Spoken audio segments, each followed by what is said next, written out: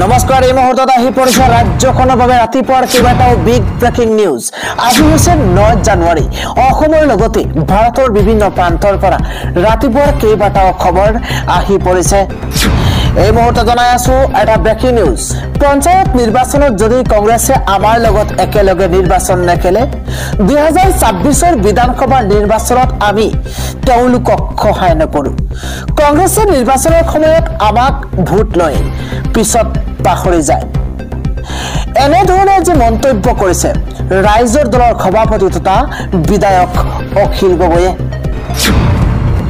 পৰৱৰ্তী খবৰটো হৈছে গৌৰৱ গগৈয়ে কয় যে অবৈধ কয়লা খনন সন্দৰ্ভত ৰাজ্য চৰকাৰৰ মৌনতা ৰহস্যজনক। উচ্চতম ন্যায়ালয়ে কয়লা খনন বন্ধ ৰখাৰ সময়তেই অসমত কেনেদৰে চলিছে অবৈধ কয়লা খনন। বিজেপি চৰকাৰে গাফিলতি লুকুৱাবলৈ কৰি আছে এখন ভুৱা নাটক। অসমৰ ক'ত ক'ত অবৈধ কয়লা খনন হৈ আছে SIT গঠন কৰি তদন্ত কৰিবলৈ দাবী জনাইছে সাংসদ গৌৰৱ গগৈয়ে। আন এটা খবৰ হৈছে তৃতীয় লিংগৰ স্বাস্থ্য সুনিশ্চিতকৰণক লৈ উদ্বিগ্ন হৈ পৰিছে উচ্চ ন্যায়ালয়। কেন্দ্ৰীয় চৰকাৰে হাতত লোৱা সকলো চিকিৎসাজনিত সুবিধা পাব লাগিব এতিয়া তৃতীয় লিংগৰ ব্যক্তিয়ে। কেন্দ্ৰীয় চৰকাৰৰ আঁচনি তৃতীয় লিংগই পাইছে নে নাই তাক লৈ ৰাজ্য চৰকাৰক প্ৰশ্ন উচ্চ ন্যায়ালয়ৰ। আন এটা গুৰুত্বপূৰ্ণ খবৰ হৈছে কেতিয়া গ্ৰেপ্তাৰ হ'ব উমৰাংচুৰ অবৈধ কয়লা খনিৰ মাষ্টাৰ মাইণ্ড ডিমা হাছাও স্বায়ত্তশাসিত পৰিষদৰ কাৰ্যবাহী সদস্য দেৱলালৰ পত্নী কণিকা। এতিয়াও আতংকই মাৰ যোৱা নাই উমৰাংচুত। অসমৰ ডিমা হাছাও জিলাৰ উমৰাংচুৰ এক কয়লা খনিত আবদ্ধ হৈ পৰা 10ৰো অধিক শ্ৰমিকক উদ্ধাৰ কৰাত চূড়ান্ত বিফল হৈছে উদ্ধাৰকাৰী দল। প্ৰায় 300 ফুট 10 খনিত আবদ্ধ হৈ পৰা শ্ৰমিকসকলক জীৱন্ত উদ্ধাৰ কৰিবলৈ সক্ষম হোৱা নাই উদ্ধাৰকাৰী দলে। অৱশ্য 4 গৰাকীৰ মৃতদেহ শ্ৰমিকৰ মৃতদেহ উদ্ধাৰ কৰি আনিছে উদ্ধাৰকাৰী দলে।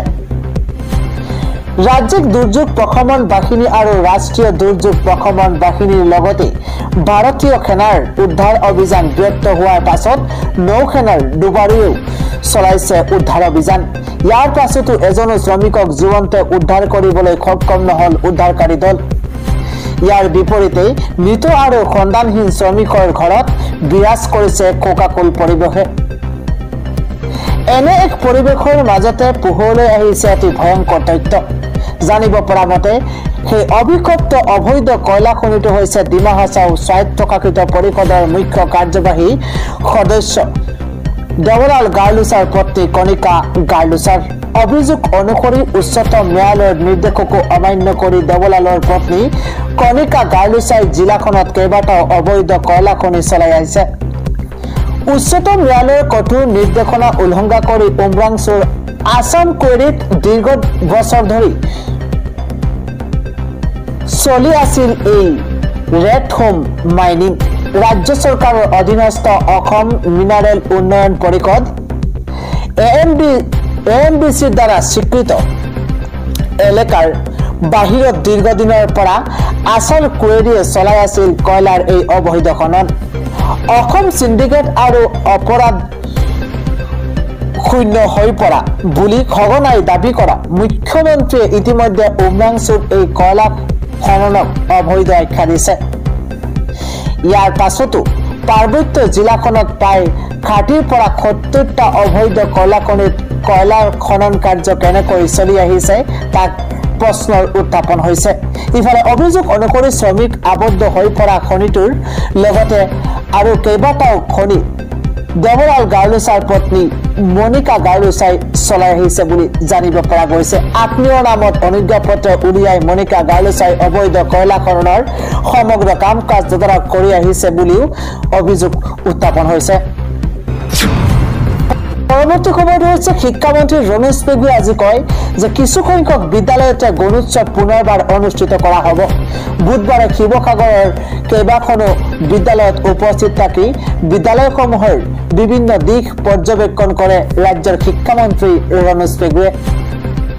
শিৱসাগৰৰ ধানুৰাম গগৈ সোঁৱৰণী উচ্চতৰ মাধ্যমিক বিদ্যালয় আৰু অসম পলিটেকনিক ইনষ্টিটিউট ইনষ্টিটিউটৰ ছাত্ৰ ছাত্ৰীসকলক পঢ়িব দিয়াৰ উপৰিও শিক্ষাৰ ক্ষেত্ৰত দুৰ্বল ছাত্ৰ ছাত্ৰীসকলৰ শিক্ষক শিক্ষয়িত্ৰীসকলে যাতে পঢ়াৰ ক্ষেত্ৰত গুৰুত্ব প্ৰদান কৰে তাৰ বাবে নিৰ্দেশ প্ৰদান কৰিছে। উল্লেখযোগ্য যে সংবাদ মাধ্যমেৰে হোৱা বাৰ্তালাপত শিক্ষামন্ত্ৰী গৰাকীয়ে কিছু সংখ্যক বিদ্যালয়ত পুনৰ গুণোৎসৱ অনুষ্ঠিত কৰা হ'ব বুলিও মন্তব্য প্ৰকাশ কৰিছে।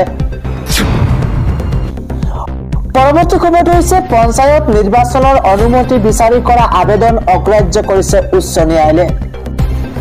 ৰাজ্যত পঞ্চায়ত নিৰ্বাচন কেন্দ্ৰিক তৎপৰতা বৃদ্ধিৰ পৰিৱৰ্তে উচ্চ ন্যায়ালয়ত সৃষ্টি হৈছে এক জটিলতা। ৰাজ্য চৰকাৰে পঞ্চায়ত নিৰ্বাচন অনুষ্ঠিত কৰিবলৈ গুৱাহাটী উচ্চ ন্যায়ালয়ত অনুমতি বিচাৰি আবেদন কৰিছিল যদিও ন্যায়ালয়ে সকাহ নিদিলে ৰাজ্য চৰকাৰক।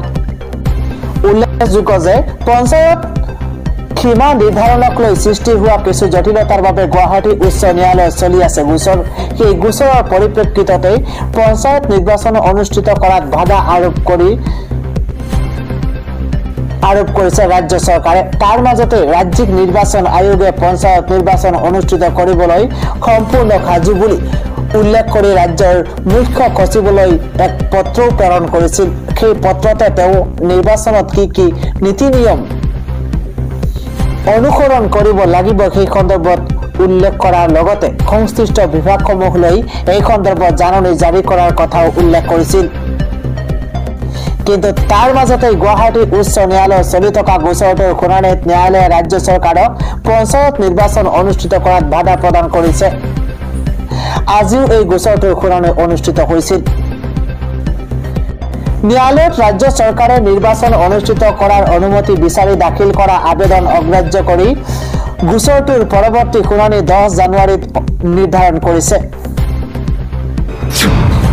পৰৱৰ্তী খবৰটো হৈছে বানে এক কাল ৰূপ ধাৰণ কৰিছে এবাৰ মক্কা আৰু মদিনাত। ইছলাম ধৰ্মাৱলম্বীসকলৰ পবিত্ৰ স্থান মক্কা আৰু মদিনাত এইবাৰ ভয়ংকৰ ৰূপ ধাৰণ কৰিছে বানে। ভয়ংকৰ বানত উঠি গৈছে খা সামগ্ৰীৰ লগতে বিলাসী চাৰিচকীয়া বাহনো। মক্কাত এইবাৰ হাহাকাৰ পৰিৱেশৰ সৃষ্টি হৈছে। ভয়ংকৰ বান পৰিস্থিতিৰ সূচনা হৈছে মক্কাত। মুখলধাৰ বৰষুণৰ ফলত হাহাকাৰ পৰিৱেশৰ সূচনা হৈছে মক্কা মদিনাত। ইছলাম ধৰ্মাৱলম্বী লোকসকলৰ পবিত্ৰ স্থান মক্কাত এক ভয়ংকৰ পৰিস্থিতিৰ সূচনা হৈছে। ভয়ংকৰ বানত উঠি গৈছে খা সামগ্ৰীৰ লগতে চাৰিচকীয়া বাহনো। বানৰ বাবে এতিয়া স্তব্ধ হৈ পৰিছে সকলো ধৰণৰ কাম কাজ। বন্ধ কৰি দিয়া হৈছে ৰাজহুৱা স্থান লগতে কাৰ্যালয়। বৰ্তমানে অব্যাহত আছে মুখলধাৰ বৰষুণ। আন এটা গুৰুত্বপূৰ্ণ খবৰ হৈছে এইবাৰ আৰক্ষীৰ আচৰণক লৈ কঠোৰ নীতি গ্ৰহণ কৰা হৈছে। এইবাৰ আৰক্ষীয়ে তই নহয়, আৰক্ষীক সম্বোধন কৰিব লাগিব এতিয়া আপুনি বুলি। এতিয়াৰ পৰা কোনো লোকেই তই বুলি কাকো সম্বোধন কৰিব নোৱাৰিব, কিয়নো জনসাধাৰণক আৰক্ষীয়ে সম্বোধন কৰিব লাগিব আপুনি বুলি। আৰক্ষীৰ আচৰণ আৰু শিষ্টাচাৰক লৈ গ্ৰহণ কৰা হৈছে এক কঠোৰ ব্যৱস্থা। সহায় বিচাৰি যোৱা সাধাৰণ লোকৰ লগত ভাল ব্যৱহাৰ কৰিব লাগিব এতিয়াৰ পৰা আৰক্ষীয়ে সাধাৰণ জনতাক সহজ মনোভাৱেৰে চাবলৈ নিৰ্দেশ দিয়া হৈছে। এইবাৰ তই নহয়, এইবাৰ তই বুলি কাকো সম্বোধন কৰিব নোৱাৰিব আৰক্ষী বিষয়াসকলে। আপুনি বুলিহে সম্বোধন কৰিব লাগিব জনতাক। পৰৱৰ্তী গুৰুত্বপূৰ্ণ খবৰ হৈছে এইবাৰ কেন্দ্ৰীয় চৰকাৰৰ তৰফৰ পৰা আপুনি কেনেকৈ লাভ কৰিব 10 লাখ টকাৰ ঋণ। কেন্দ্ৰীয় চৰকাৰৰ ঋণত দিব নালাগে কোনো ধৰণৰ সুদ। কেনেকৈ লাভ কৰিব 10 লাখ টকাৰ ঋণ। কেন্দ্ৰীয় চৰকাৰে হাতত লৈছে কেইবাটাও অভিলাষী আঁচনি। কোনো ধৰণৰ সুদ দিব নালাগে এই ধন লাভ কৰাৰ পিছতেই। বছৰি 4 লাখ টকা আয় কৰা পৰিয়ালৰ ক্ষেত্ৰত সুদ ৰেহাই দিয়া হৈছে। আনহাতে 8 লাখ টকাৰ বাৰ্ষিক আয়ৰ পৰিয়ালৰ ক্ষেত্ৰতে 3% সুদ লাভ দিয়া হৈছে। আৰ্থিকভাৱে পিছপৰা মেধাৱী শিক্ষাৰ্থীৰ বাবে এয়া ভাল খবৰ। কেন্দ্ৰীয় চৰকাৰে শিক্ষাৰ্থীৰ বাবে আনিছে এই বৃহৎ আঁচনি। সহজতেই শিক্ষাৰ্থীসকলে লাভ কৰিব এই 10 লাখ টকা পৰ্যন্ত ঋণ। PM বিদ্যালক্ষ্মী আঁচনিত কেন্দ্ৰীয় কেবিনেটৰ অনুমোদন। অনলাইনত আবেদন কৰিব লাগিব এই শৈক্ষিক ঋণৰ বাবে। vidyalakshmi.co.in এই ৱেবছাইটৰ জৰিয়তে কৰিব পাৰিব শিক্ষাৰ্থীসকলে।